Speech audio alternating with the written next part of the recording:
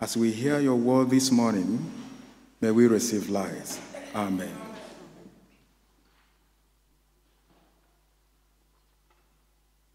Connecting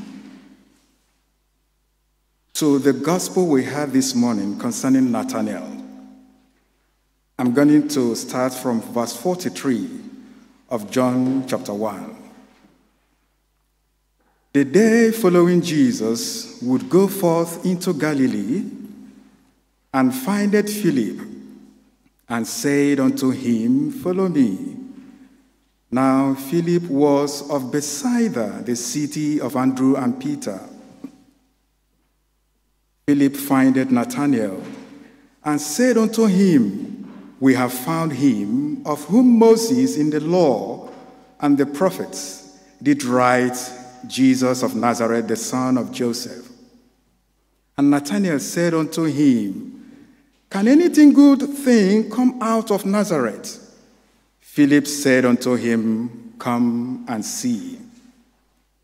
Can anything good come out of Nazareth? Come and see.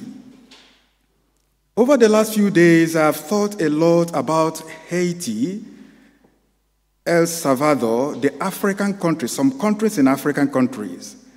I've wondered what the people of those countries are feeling. I've wondered what they are thinking about themselves and about America or UK. I've also thought a lot about Nazareth. It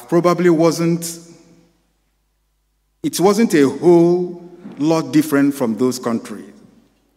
Over the last few days, I have thought a lot about our president or the prime minister and the UK, or President Biden and Nathaniel. Why are we having all these people from other countries come here? Can anything good come out of Nazareth? They are asking the same question. I want to be clear about this. I am not talking about only or even primarily the president or Nathaniel. I am talking about you and me. Over the last few days, I've thought a lot about Nazareth, the people, the places, and situations that I had no right to judge, question, or label, but I did, and sometimes still do. I've wondered about the ways I've belittled, demeaned, and rejected the Nazareth in my life. I am sure I lost more by their absence from my life than they would have gained by my presence in theirs. And I wondered how many times I have missed the Messiah's presence because I refused to look towards Nazareth. What about you? Who or what are your Nazareths? Recall their names. Picture their faces. What has been or is your relationship to them? We all have Nazareths in our life. They are the objects of our judgment, assumptions, labeling, exclusion. They are the people, places, situations from which we neither expect nor see the possibility of anything good coming. Certainly nothing useful or beneficial to us. Nazareth is about how we see and relate to others, whether in foreign policies or in our own homes. Nathanael's question is not unique to him. It gets asked every day. Current version of his question might go something like this. Okay, can anything good come out of Haiti or African countries or some other country that has been witnessing a lot of natural disaster? Can anything good come out of Washington? Can anything good come out of Islam?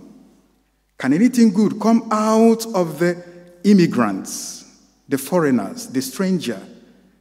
Can anything good come out of the Black lives? Can anything good come out of the people and relationships that have hurt me? Can anything good come out of the broken, difficult, or painful places in our lives? Can anything good come out of the parts of ourselves that we dislike and reject? I suspect we could all name at least one individual or group of people about whom we ask that question. Can anything come out of this present government, the Labour Party government?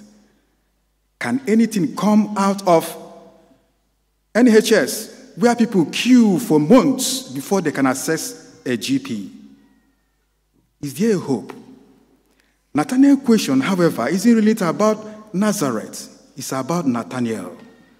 That's true for all of us with whoever or whatever our Nazareth might be. That question says more about us than it does Nazareth. It's about our belief.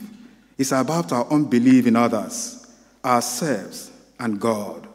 It's about our biases and prejudice and fears. It's about our wounds, losses, and sorrow. It's about our guilt and shame. It's about the assumption and judgment we make.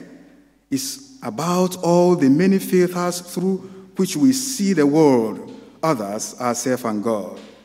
Somehow we become convinced that we know what Nazareth is like, and we are sure there is no way anything good, let alone the Holy One, the Messiah, could come from there. But what if that's exactly how it is? What if God reveals himself through the one who is different, the other, the stranger? What if God comes to us as one who has no economic value, is powerless, and has no place to lay his or her head? For us, Nazareth is a blind spot, a hardening of our heart. For God, however, Nazareth is a place of epiphany, a place where God shows God's self and invites us to see, to believe, and to love in a new ways. Isn't that what happened for Nathanael in today's gospel? He didn't declare Jesus to be Son of God and the King of Israel because Nazareth has changed, but because he had changed.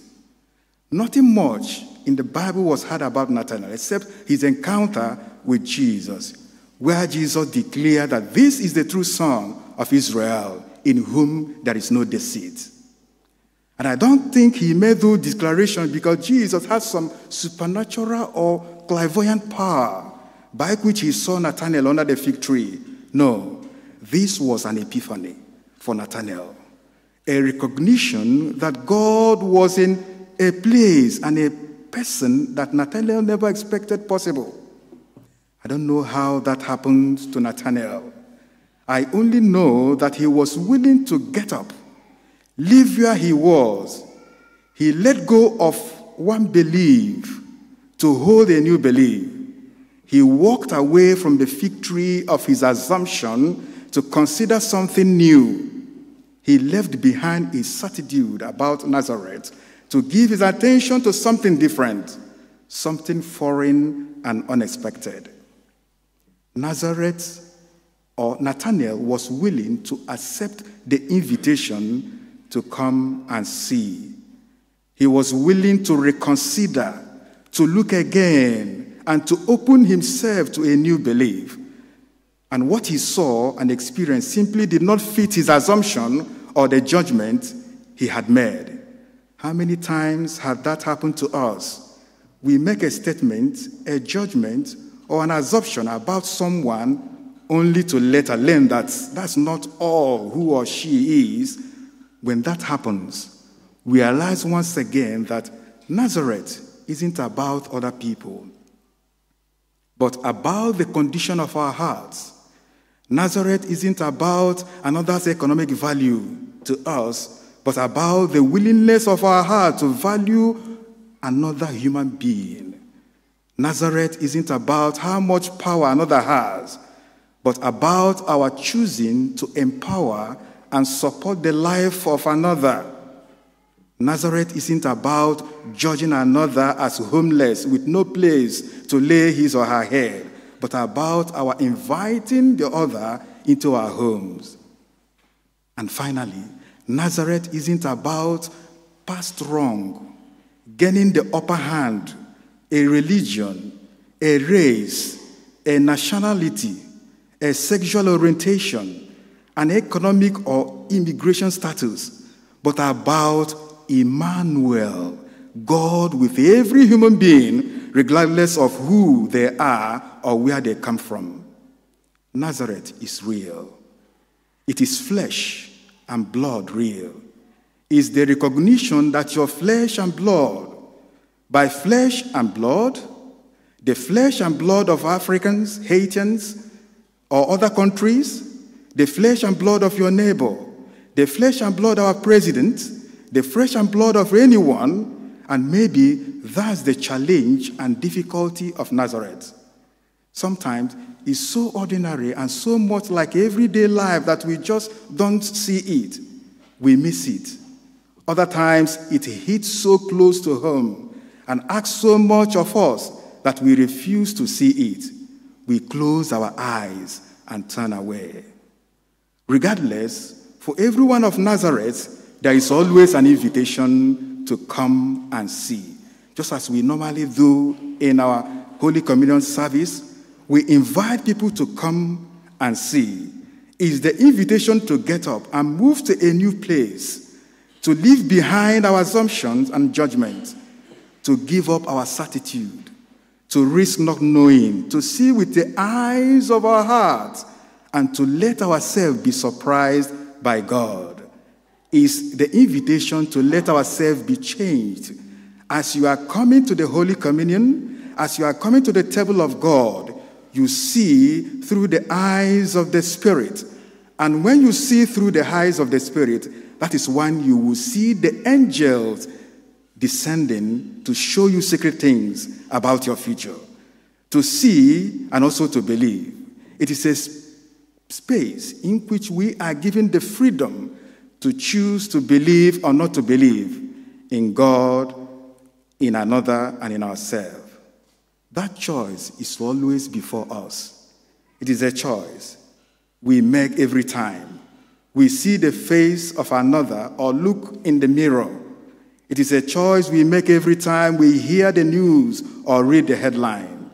It is a choice we make every time we encounter the stranger. The one is different. It's a choice we make every time we look out on the world from beneath our own fig tree.